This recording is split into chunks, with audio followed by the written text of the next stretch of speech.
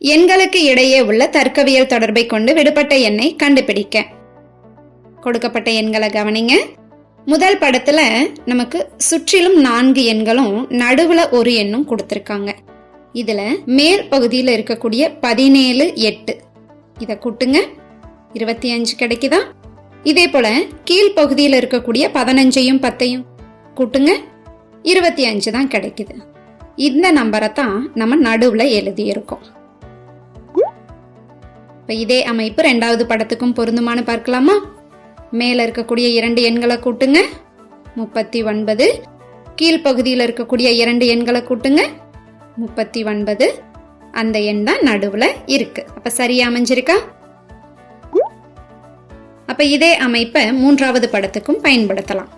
மேலுள்ள 2 எண்களை கூட்டுனா 80, கீழுள்ள 2 எண்களை கூட்டினாலும் 80 தான்.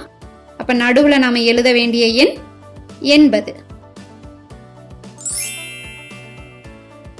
அப்ப சரியான பதில் ஆப்ஷன் ஏ 80.